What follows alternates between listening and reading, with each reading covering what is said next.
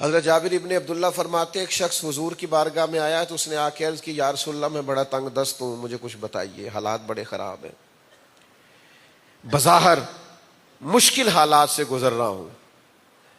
تو ایسے مواقع پر حضور نے وظائف بھی بتائے ہیں، بعض لوگوں کو محنت کی تلقین بھی کی ہے۔ یہ شخص آیا، اس نے آ کے عرض کی حضور تنگ دست ہوں، مجبور ہوں، پریشان ہوں،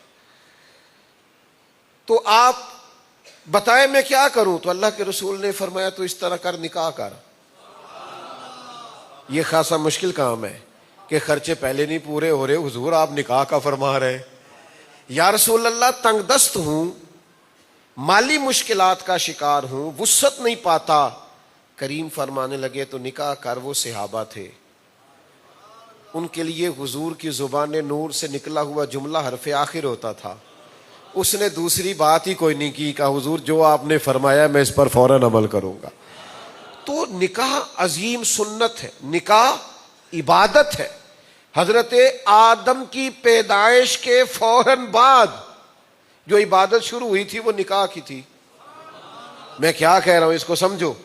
حضرت آدم کی پیدائش کے بعد جو پہلا کام ہوا وہ جناب آدم کا حضرت حوا سے نکاح تھا۔ تو یہ جو عبادت وہاں سے شروع ہوئی اور آج تک عبادت جاری ہے، آپ اس کو کیا سمجھتے ہیں؟ اللہ تعالیٰ نے قرآن مجید کے اندر میاں بیوی کے رشتے کو اللہ کی نشانیوں میں سے نشانی قرار دیا ہے۔ سورہ روم کی آیت نمبر 21 پڑھ کے دیکھیے گا۔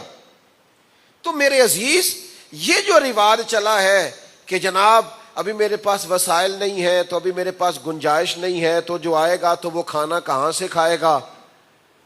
تو میں تو ایک حدیث مسلم شریف کی بھی اس موضوع پر دوستوں کو سنایا کرتا ہوں کہ حضور نے فرمایا اگر ایک کا کھانا ہو بندے دو ہو جائیں تو اللہ برکت پیدا کر دیا کرتا ہے۔ تو ایک کا کھانا دو کو بھی پورا آ جاتا ہے، اور دو کا کھانا تین کو بھی پورا آ جاتا ہے۔ تو رزق میں برکت ہوتی ہے، وسعت آتی ہے جب آپ نکاح کی طرف سفر کرتے ہیں۔ اللہ تبارک و تعالی نے جتنی بھی انسان کے دل میں خواہشات رکھی ہیں ان میں سے کسی خواہش کو بھی کچلا نہیں دین نے، بس یہ کہا ہے کہ اسے صحیح راستہ دے دو۔ اس کا جو غلط راستہ ہے، حرام راستہ ہے، اس سے اجتناب کرو، اور جو اس کا درست راستہ ہے اس راستے پہ چل کے تم اپنی خواہشات کی تکمیل کرو۔ اللہ تعالیٰ نے سورہ نور کی آیت نمبر 32 میں ارشاد فرمایا کہ وَأَنْكِحُوا الْأَيَامَ مِنْكُمْ، تم میں سے جتنے لوگ بھی بے نکاح ہیں ان کے نکاح کر دو۔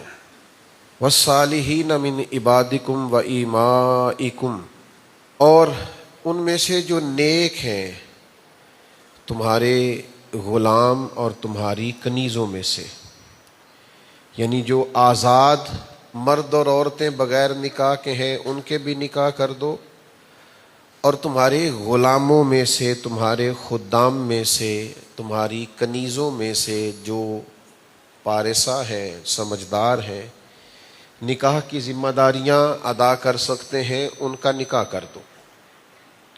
حکم ارشاد فرمایا، ترغیب دی، نکاح کا حکم دیا۔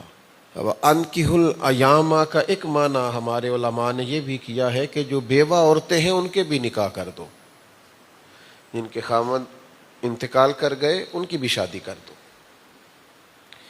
گویا جتنے بے نکاح لوگ ہیں ان کے نکاح کرو، وہ آزاد ہو یا غلام ہو۔ تو آپ سارے جو سوچ رہے ہیں اور اس حکم کے بعد جس جس کے ذہن میں جو بھی سوچ آتی ہے اس کا بھی جواب اسی آیت میں اللہ نے دے دیا۔ میں بتانے لگا ہوں نا، آپ کچھ سوچ رہے ہیں، سوچ یہ رہے ہو کہ خرچہ کوئی نہیں، شادی تو بچے کی فوراً کر دیں، اخراجات بڑے ہیں، مہنگائی بڑی ہو گئی۔ میرا دل کرتا ہے کہ میرا جو خادم ہے، میرا جو پیارا ہے، میرا جو بیٹا ہے، میرا جو شاگرد ہے، میرا جو مرید ہے، میں سب کے نکاح کروں، لیکن یہ کہ بھائی اخراجات کہاں سے آئیں گے، خرچ کیسے پورا ہوگا، ضروریات زندگی کیسے آگے چلیں گی؟ بڑا ہی کریم ہے میرا کریم رب، بڑا ہی مہربان ہے اللہ کریم۔ فرمایا تم نکاح کر دو جن کے بھی نکاح نہیں ہوئے، ان یکونوا فقراء، اللہ فرماتا ہے اگر وہ فقیر ہوں گے نا تو یغنیہم اللہ من فضلہ، اللہ انہیں اپنے فضل سے غنی کر دے گا۔ اگر وہ فقیر ہوں گے تو اللہ انہیں، اللہ کہتا ہے تم نکاح کر دو، ان یکونوا فقراء یغنیہم اللہ من فضلہ۔ بڑی خوبصورت آیت۔ فرمایا اگر وہ فقیر ہوں گے تو اللہ انہیں اپنے فضل سے غنی کر دے گا۔ کون رب غنی کرے گا؟ واللہ واسع علیم، اللہ بڑی وسعت والا ہے اور بڑا جاننے والا ہے۔ تم نکاح کر دو، اللہ غنی کر دے گا، وعدہ کر لیا اللہ تعالیٰ نے۔ حضرت ابو بکر صدیق رضی اللہ تعالیٰ عنہ کا فرمان امام رازی نے لکھا ہے اسی آیہ مبارکہ کے تحت۔ حضرت امام رازی رحمۃ اللہ علیہ فرماتے ہیں کہ جناب ابو بکر صدیق فرمانے لگے تم اللہ کے حکم کی اطاعت میں نکاح کرو، یہ وعدہ پورا کرو اور اللہ اپنا وعدہ پورا کرے گا، تمہیں غنی کر دے گا، اللہ تمہیں مالدار کر دے گا۔ تم یہ والا وعدہ پورا کرو، اللہ بھی اپنا وعدہ۔